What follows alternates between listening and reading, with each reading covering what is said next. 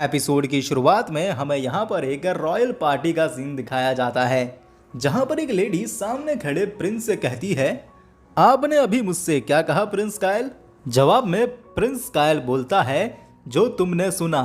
मैं तुमसे इस वक्त सबके सामने हमारी सगाई को तोड़ता हूँ।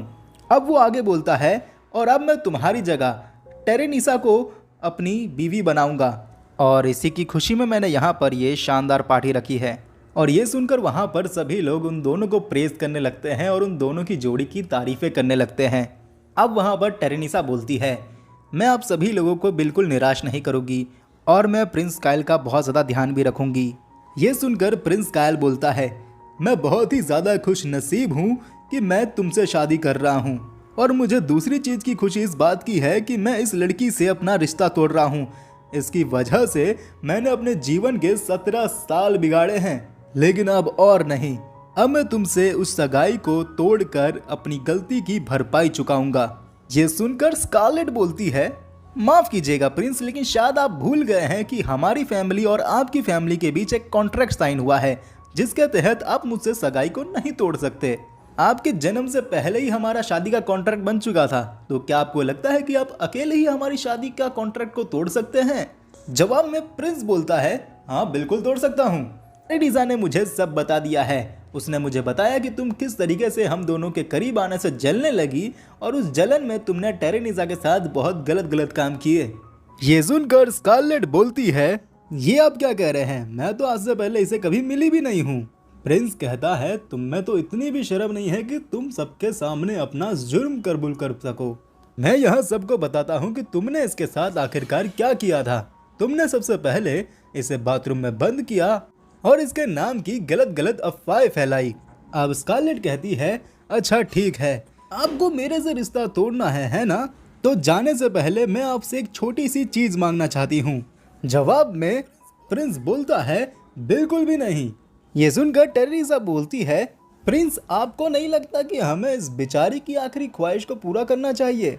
जवाब में प्रिंस कहता है, वाह टेरेनिसा, तुम्हारी इसी दया पर मैं बहुत ही ज्यादा कुर्बान हूँ। अब वो स्कारलेट से बोलता है, ठीक है मांगो, तुम्हें क्या मांगना है? पैसे, जौहरात, जो चाहिए मांग सकती हो।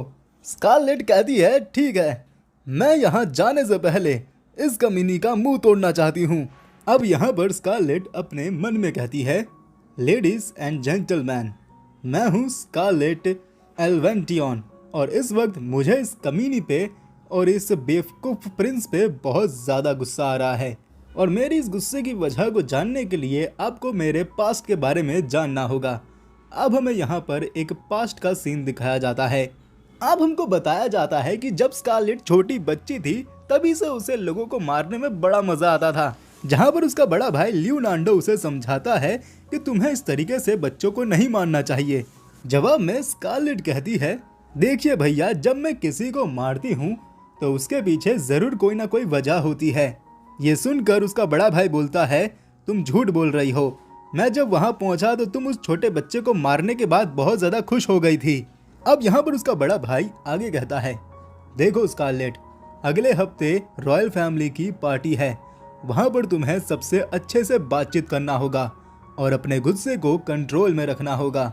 अब हमें रॉयल पार्टी का सीन दिखाया जाता है, जहाँ पर स्कारलेट के पास प्रिंस आता है और वो उसे कहता है, तुम स्कारलेट हो ना? जवाब में स्कारलेट उसे अपना पूरा इंट्रोडक्शन एकदम यह देखकर प्रिंस बोलता है, मैंने तुमसे जितना पूछा था तुम उस चीज का जवाब दो, फालतू की दिमाग की दही करने की जरूरत नहीं है। और ये सुनकर स्कारलेट का गुस्सा तो आता है, लेकिन वो अपने आप को कंट्रोल करती है। जिसके बाद यहाँ पर हमें बताया जाता है कि उस दिन के बाद से इन दोनों की शादी का जो रोका है उसे तय कर दिया गया था, जहाँ पर प्रिंस जो है वो स्कारलेट को हर दिन कोई ना कोई तरीके से परेशान करता रहता था। और ये सारी चीज़ों की वजह से स्कारलेट जो है वो अपने डैड के पास जाती है और उनसे कहती है, डैड, अगली बार इसने मेरे साथ ऐसा कुछ किया तो मैं इसे छोड़ूंगी नहीं। जवाब में उसके डैड कहते हैं, देखो स्कारलेट, मैं जानता हूँ, लेकिन मैं कुछ नहीं कर सकता। ये शादी रॉयल फैमिली ने डिसाइड की है। एंड इस मौके पर स्कारलेट को भी समझ आ चुका था कि अब उसके पास कोई और चारा नहीं है। एंड अब वो देखते ही देखते 15 साल की हो चुकी है। एंड अब वो स्पेशल घराने के स्कूल में पढ़ती है, जहाँ पर वो एक स्पेशल करिकुलम स्टूडेंट है। अगर तुम्हें ये करिकुलम का मतलब पता नहीं है स्पेशल और क्या, तो मैं तुम्हें बता देता हूँ। इस स्कूल में 2 टाइप के स्टूडेंट्स को ग्रुप में बांटा गया है। पहले हैं बहुत ही ज़्यादा अच्छे पढ़ाई में हर चीज़ में बेटर वाले प्लेयर्स, तो उन्हें जो है स्पेशल कैटेगरी में डाला गया है। और जो लोगों का ज़्यादा अच्छा प्रदर्शन अभ्यास के प्रति नहीं होता है, उन्हें यहाँ पर नॉर्मल कैटेगरी में डाला गया है। और इसी वजह से वहाँ पर सारे ही क्लासमेट उसकी काफ़ी ज़्यादा इज्जत भी करते हैं। एंड अब तभी वहाँ पर उसके पास प्रिंस कायल जाता है और वो उससे कहता है, तुम्हें ज़्यादा ऊंचा उड़ने की ज़रूरत नहीं है, तुम्हें मेरी यहाँ पर भी सेवा करनी होगी, समझी। ये सुनकर स्कारलेट अपने मन में बोलती है, मैं इतने सालों में इतना ज़्यादा टॉर्चर इसका झेल चुकी हूँ कि अब मुझे इससे कोई फ़र्क नहीं पड़ता और मेरा दिल एकदम पत्थर का हो गया है। अब हमें क्लासरूम का सीन दिखाया जाता है जहाँ पर लंच पीरियड पड़ चुका होता है और तभी वहाँ पर स्काइल आ जाता है और वो जो है स्कारलेट का कॉलर पकड़कर उससे कहता है, तुम्हें ज़रा सी भी अकल नहीं है, लंच पीरियड बढ़ चुका है लेकिन फिर भी तुम मेरे लिए नाश्ता नहीं लाई। जवाब में स्कारलेट बोलती है, मुझे माफ़ कर दीजिए, अगली बार इस चीज़ का ध्यान रखूंगी। स्काइल बोलता है, हाँ ये झूठी माफ़ी मांगना मेरे से बंद करो, तुम्हें तो मैं अभी दिखाता हूँ। जिसके बाद वो जो है स्कारलेट का हाथ पकड़कर उसे क्लासरूम के बाहर ले जाने लगता है। लेकिन तभी वहाँ पर स्कारलेट की फ्रेंड जो है उसे रोकने की कोशिश करती है। ये देखकर स्काइल कहता है, तुम्हें भी पनिशमेंट चाहिए क्या? ये देखकर स्कारलेट बोलती है, तुम दोनों को मेरी चिंता करने की ज़रूरत नहीं है, मैं ठीक हूँ। अब स्काइल जो है वो स्कारलेट को स्कूल के गेट के पास लाता है एंड उससे कहता है, तुम जैसी बेवकूफ़ लड़की मेरे से आगे कैसे निकल गई? तुम जैसी को स्पेशल करिकुलम में कैसे डाल दिया वो लोग ने? ये सुनकर स्कारलेट समझ जाती है कि ये आदमी क्यों इतना बावड़ा घूम रहा है आज। अब वहाँ स्काइल स्कारलेट को देखकर कहता है, तुम अभी मेरी मन में बुराई कर रही थी ना, मुझे पता है। नहीं, मेरी इतनी हिम्मत कहाँ आपकी बुराई करने की। अब स्काइल बोलता है, तुम्हें मैं अभी दिखाता हूँ, तुम चाहे जितनी खुशी बना लो मुझसे आगे निकलने की, लेकिन आज मैं तुम्हारा ये बाल काट कर अपने दोस्तों को बताऊंगा कि तुम मेरे से कितने नीची हो। एंड ये देखकर वहाँ पर स्कारलेट बोलती है, देखिए आप ऐसा नहीं कर सकते, अगर आपने ऐसा किया तो मुझे मजबूरन अपने डैड को इस बारे में बताना होगा और उसके बाद वो मेरे से बिना पूछे ही हमारी सगाई को तोड़ देंगे। ये सुनकर स्काइल बोलता है, ओह अच्छा हाँ, वो तो मेरे डैड का एक पालतू कुत्ता है। एंड ये सुनने के बाद स्कारलेट का भी जो है दिमागी संतुलन हिल ही चुका था। लेकिन तभी वहाँ पर एक पेड़ में लेटा हुआ बंदा जो है वो कहता है, यहाँ पर इतना शोर शराबा क्यों हो रहा है? एंड अब वो बंदा जो है वो पेड़ के नीचे उतरता है और हमें बताया जाता है कि ये इस राज्य का पहला प्रिंस है जिसका नाम है जूलियस वॉन्ट पैलेस्टाइन। वो वहाँ पर कहता है, मुझे पता ही था ये तुम ही हो मेरे नासमझ भाई, तुम्हारी इसी नादानियों की वजह से तुम्हें नॉर्मल कैटेगरी में डाला गया है, पता है ना? और तुम शायद मेरे भाई की मंगेतर हो। मुझे पता था कि मेरा भाई अपनी मंगेतर को परेशान करता है, लेकिन मुझे ये नहीं पता था कि वो अपनी मंगेतर को चाकू भी दिखाता है। क्या मेरा भाई तुम्हें रोज ही ऐसे परेशान करता है? इस पर स्कारलेट कहती है, मुझे ये बताने की इजाज़त नहीं है। सुनकर जूलियस बोलता है, तो ठीक है तुम बताओ। अब वहाँ पर स्काइल बोलता है, ये लड़की झूठ बोल रही है, ये मेरी मंगेतर होने के बाद भी मेरी रिस्पेक्ट नहीं करती। अब वहाँ पर स्काइल अपने नौकर को बुलाता है और वो उससे कहता है, जिगार्ड अभी प्रिंस जूलियस को यहाँ से ले जाओ। जवाब में जिगार्ड कहता है, मुझे माफ़ करिए प्रिंस स्काइल, मैं ऐसा नहीं कर सकता। ऐसा नहीं कि मैं आपके आदेशों का पालन नहीं कर रहा हूँ, लेकिन मैं प्रिंस जूलियस के खिलाफ जाने की गलती नहीं करना चाहता। ये जवाब सुनने के बाद वहाँ से जो है प्रिंस स्काइल चला जाता है। अब वहाँ पर स्कारलेट जो है वो प्रिंस जूलियस को थैंक यू बोलती है उसे बचाने के लिए। प्रिंस जूलियस कहता है, मैंने तुम्हें नहीं बचाया, मैंने तो उसे बचाया है तुम्हारा मुक्का खाने से। अब हमें बताया जाता है कि इस राज्य में 2 राजकुमार हैं।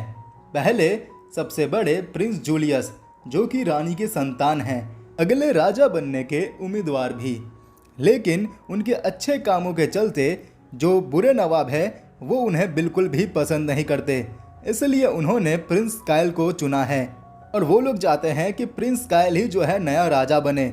और इसी वजह से इन दोनों ही ग्रुप्स के बीच हमेशा आए दिन जंग होती रहती है। लेकिन स्कारलेट जो है वो इन सारे फसलों के अंदर जो है पढ़ना बिल्कुल भी नहीं चाहती। अब वहाँ स्कारलेट बोलती है, वैसे प्रिंस आप वहाँ पेड़ पर क्या कर रहे थे?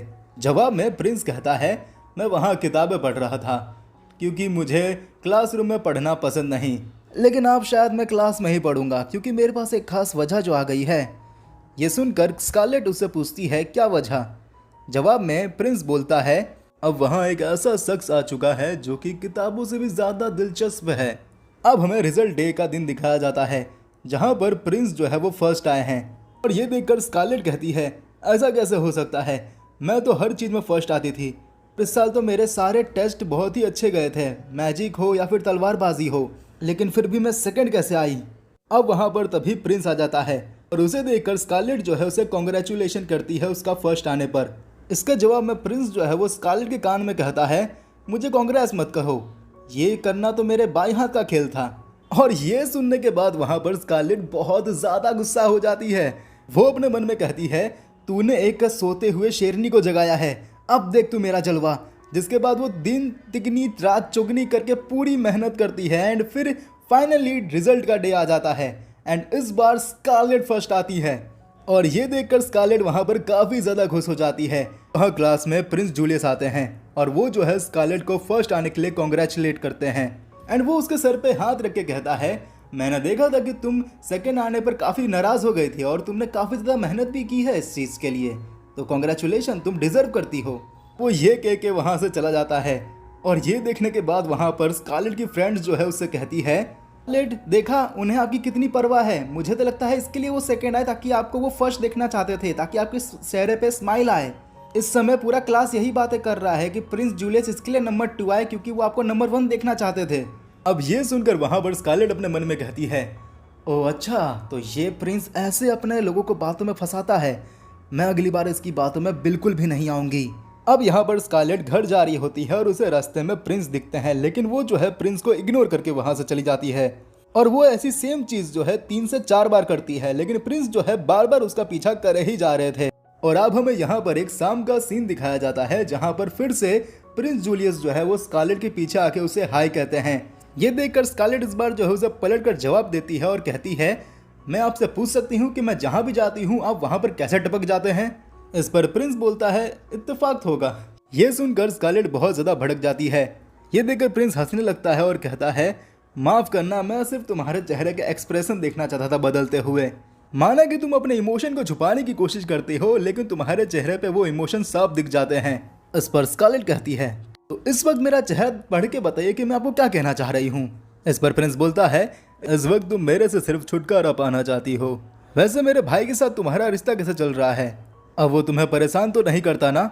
स्कारलेट कहती है नहीं, उस दिन के बाद से हमारी बातचीत नहीं हुई है और मैं स्पेशल करिकुलम में हूँ, इस वजह से भी हमारी बातचीत आप होती ही नहीं है ज़रा भी। ये सुनकर प्रिंस बोलता है ये सुनकर बहुत अच्छा लगा मुझे।